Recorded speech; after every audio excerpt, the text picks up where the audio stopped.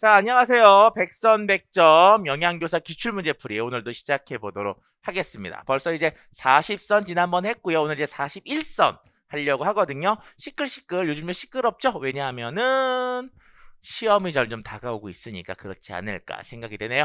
열심히 공부하셔서 원하는 결과, 원하는 희망하는 좋은 결과 꼭 얻으시기를 기원합니다. 자, 41선이에요. 시끌시끌 1권 386쪽에 나와 있는 내용인데요. 자, 19번 문제입니다. 다음은 고등학교 보건교사가 수학여행을 앞두고 학생들의 식중독 예방 교육을 위하여 작성한 교수학습 지도안이다. 가로 안에 1, 2에 해당하는 내용을 순서대로 쓰시오. 자, 우리가 일반적으로 영양교사 쪽에서는 이런 교수학습 지도안 같은 것들이 잘 나오진 않거든요. 하지만 영양교사도 영양교육을 하고 있고 교수학습 지도안이라고 하는 것에 대한 인식이 출제 선생님들 사이에서 출제 교수님들 사이에서 많이 올라오고 있다면 언제든지 이런 교수학습 지도안의 포맷으로 문제를 내는 데에는 가능성이 있다는 거죠. 문제 낼 수가 있기 때문에 이런 교수학습 지도안에 대한 인식도는 자꾸 올려주는 게 좋고요. 그리고 이제 그런 이제 특수교사들에 대해서 시연을 하겠다라 아니면 시연을 하자 아니면 아직 멀었다 뭐 이렇게 얘기하는 사람들이 왔다 갔다 하고 있기 때문에 시연이 시작이 됐을 때에는 교수학습 과정안이라고 하는 지도안에 대해서 인식을 하고 있는 게 중요하기 때문에 혹시라도 이제 앞으로를 위해서 미리미리 좀 많이 눈팅을 좀 해두는 게 중요하다고 볼 수가 있죠. 자, 기억 1과 2에 들어갈 내용 1 볼게요. 무슨 내용이냐? 자, 여기 내용 1. 자, 황색 포도상 구균이 생성하는 무엇이 원인이 되어서 식중독이 발생이 되었네요. 자, 뭐가 황색 포도상 구균 알고 있죠? 뭐죠? 엔테로톡신, 장독소. 장독소가 만들어졌구나 라는 거고요. 자, 그 다음에 전개 부분에서 두 번째 식품 취급자가 이 질환이나 편도선염 등에 걸렸을 때 조리 업무 종사를 그만. 자, 우리가 일반적으로 황색 포도상구균에 의한 것을 무슨 질환? 화농성 질환. 그래서 우리가 포도상구균이 있는데 백색 포도상구균과 황색 포도상구균 그 중에서 화농성 질환이 있는 사람들은 어떻게 해요? 조리 업무 종사를 그만! 이라고 보시면 되겠죠. 그래서 그 부분, 그래서 좀 문제는 굉장히 멋있었어요.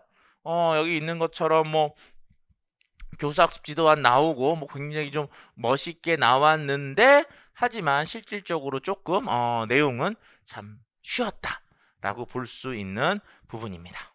자, 다음은 이제 42선을 보도록 할게요. 자, 영양교사 임용준비서 시끌시끌 1권 386쪽에 나와 있는 20번 문제인데요.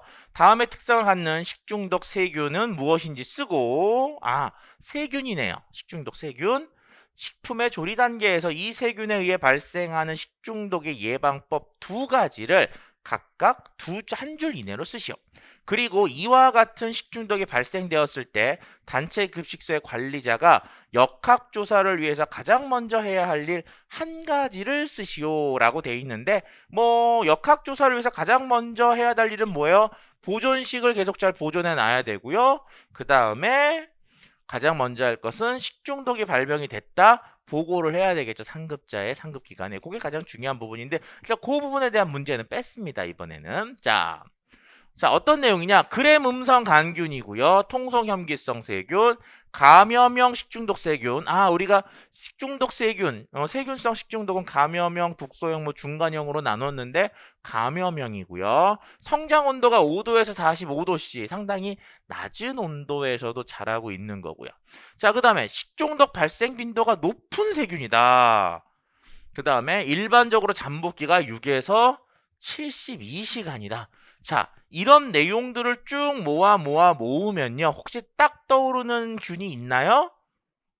딱 떠오르는 균이 혹시 몇 개인가요?